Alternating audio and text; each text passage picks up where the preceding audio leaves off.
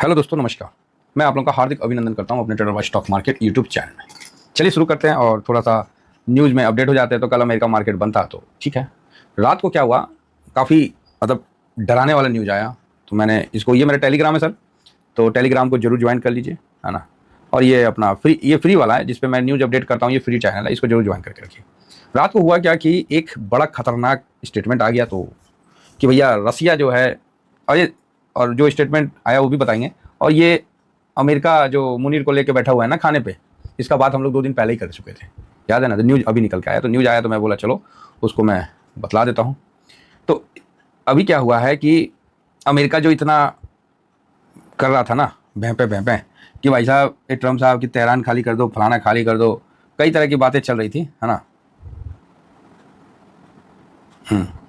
कई तरह की बातें जो चल रही थी, उसमें आपको बोला था कि इजराइल, हम ईरान को बर्बाद कर देंगे, मिटा देंगे, फाइनल कर देंगे, ये कर देंगे, वो कर देंगे, 75 तरह का, है ना। वो बोल रहा था अपना करेंगे करेंगे करेंगे वो। और अमेरिका के लिए जो हम लोग जानते हैं ट्रम्प साहब, ये फट्टू कौम है, बात समझ गए।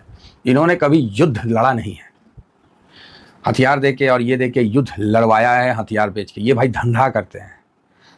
किसी भाई ने कमेंट्स किया, गंदा है लेकिन धंधा है, ठीक है। तो भाई ये फिल्म का डायलॉग सब है ना। अगर आपके धंधा किसी के मौत पे और किसी के उस पर करवा के और उसको करते हैं तो ये गलत है।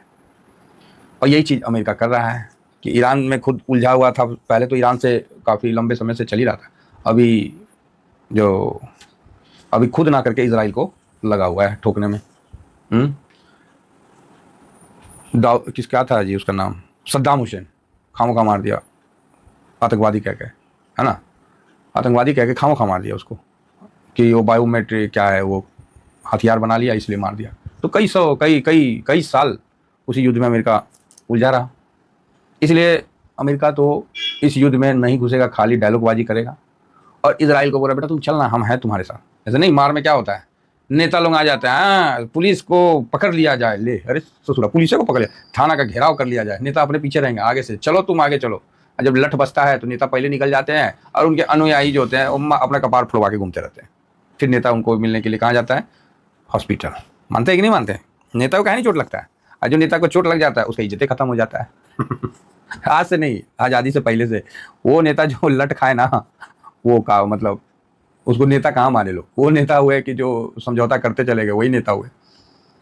तो यहाँ पर ही जो अमेरिका है वो इजराइल को इतना पंप मार दिया कि बेटा तू चल आगे, हम तेरे साथ है। और इजराइल पूरा लगा हुआ है उनको रिलीजन और क्या जो भी होता है उस नाम पे। भाई साहब इजराइल दबा दब दबा दब दबा दब बम फोड़ा हुआ है ना।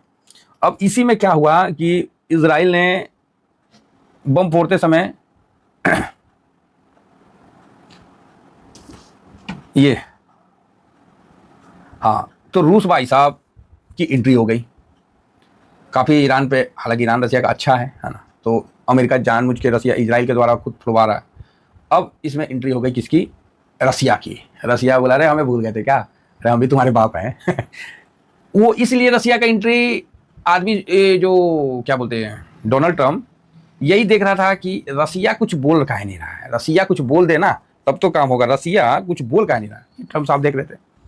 फाइनली रसिया ने बोल दिया, और रसिया ने बोला ट्रम्प साहब को मिल जाएगा मौका। क्या है माय डियर फ्रेंड, रसिया ने हमें बचा लिया। हाँ, कुछ बोल सकते हैं। काहे भाई, काहे नहीं, माय डियर फ्रेंड, रसिया ने हमें चेता दिया कि यहाँ आओगे तो बहुत गलत हो जाएगा, मतलब हमने अपने सेना की रक्षा की। अरे यार क्या बोल रहे हो, हम तो युद्ध चाहते ही नहीं थे, हम तो धंधा करना चाहते हैं, रसिया ने हमें बचा लिया। तो रसिया का एंट्री हुआ, बोलो अच्छा अभी हम जिंदा हैं आपका सोच रहे थे हथियार में जंग लग गया है कि यूक्रेन के लिए हम इतना बिजी हो गए कि हम बाकी को सबको छोड़ देंगे। तो एक्चुअली क्या हुआ, इजराइल में, इजराइल बोलते हैं, अरे इतना देश है ना महाराज, कितना याद रखे। अभी कहाँ पर ही था जी, जहाँ पर ही लिबनान और उधर का, जहाँ ट्रम्प साहब ने जाके मिला उस आतंकवादी से, तो उसकी सत्ता चेंज करवा दी, ठीक है, वो आतंकवादी बन गया और उसे ट्रम्प साहब अभी मिल के आए थे।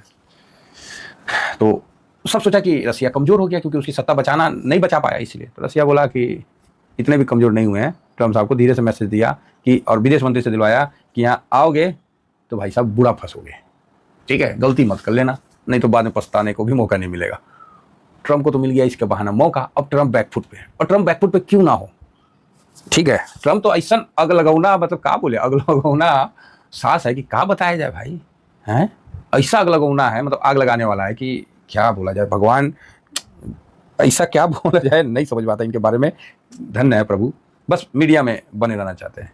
तो ये बात बोल दिया, और ट्रम्प का जो जांच एजेंसी है वो बोल रहा है कि ईरान के पास इतना न्यूक्लियर नहीं है कि वो परमाणु बम बना ले। कौन बोल रहा है?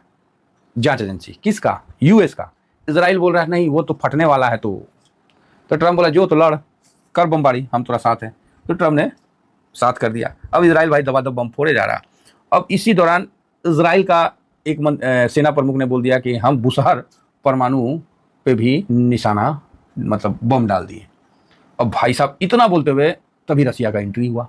बोला ओ दिमाग खराब है, अब तुम किस पे बम मार रहे हो? ईरान पे मार रहे हो कि रसिया पे मार रहे हो? इस पे अटैक करना मतलब रसिया पे अटैक करना, इसको हैंडल हम करते हैं भाई साहब।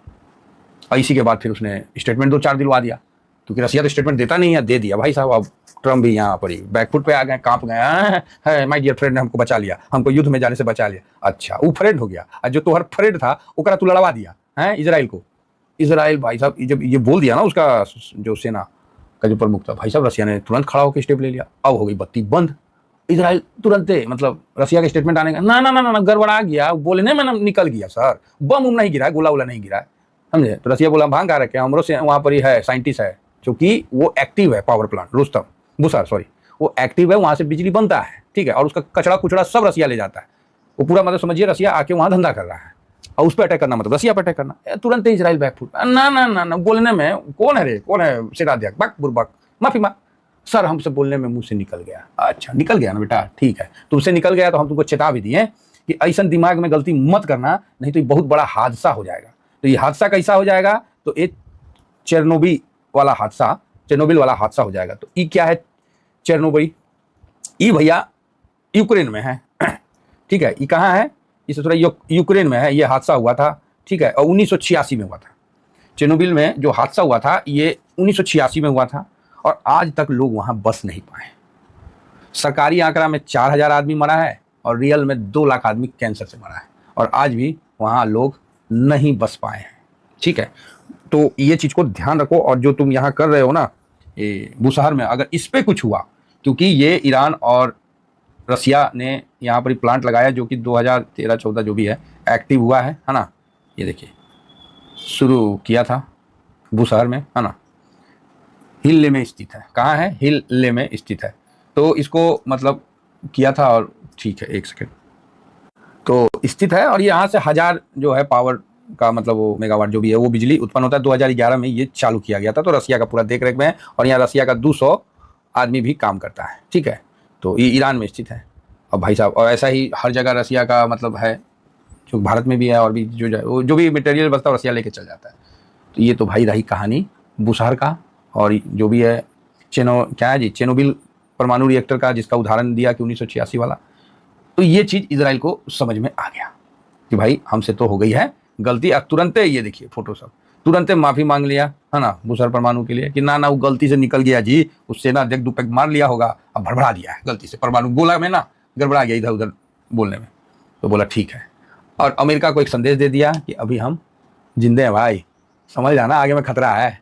अब एक खतरा कहने का मतलब है कि अगर तुम उस पर अटैक किया तो फिर मेरी भी एंट्री हो जाएगी, या तो फिर ये बोला कि भाई उस पर अटैक करेगा तो तुम्हारी अर्थव्यवस्था ऐसी लचर चुकी है, बस हमको धक्का मारेंगे वो गिर भी जाएगा। अब इस सब के बीच में अमेरिका युद्ध में तो शामिल नहीं होगा, लिख लीजिए, मुश्किल है, क्योंकि वो दोहरी नीति वाला देश है। उसमें ऐसा कोई जानवर नहीं है जो उससे मतलब अमेरिका से ज़्यादा रंग बदलता है, ठीक है। और जो कि रंग बदलने का उदाहरण उसने एक आतंकवादी को संरक्षण देने वाला देश के सेनाध्यक्ष के साथ डिनर और फलाना ढिकाना मीटिंग, राष्ट्रपति के साथ नहीं कर रहे हैं, ये देश के प्रधानमंत्री के साथ नहीं कर रहे, सेनाध्यक्ष ये मीटिंग नहीं कर रहे हैं, आदेश दे रहे हैं कि ऐसा करना है वैसा करना है। आप ही बताइए ना, आपका देश का सेनाध्यक्ष डायरेक्ट जाकर मिलेगा राष्ट्रपति ट्रम्प से, तो क्या मतलब निकल के आता है? देख लीजिए क्या स्थिति है। तो चलिए आशा करता हूँ कि ये न्यूज़ काफ़ी खतरनाक था, और जो एंट्री था इसका मुख्य तौर पे कंक्लूजन ये है कि ईरान इजराइल जो युद्ध है वो ईरान इजराइल ही रहेगा, अमेरिका का एंट्री इसमें होना संभव नहीं है। अगर अमेरिका होता है तो समझिए कि अमेरिका बहुत पीछे चल जाएगा, फिर चाइना नंबर 1 पे आने में कोई नहीं रोक पाएगा, ठीक है। इतना ही कहकर अपनी वाणी को विराम देता हूँ। Thank you very much. जय हिंद जय भारत।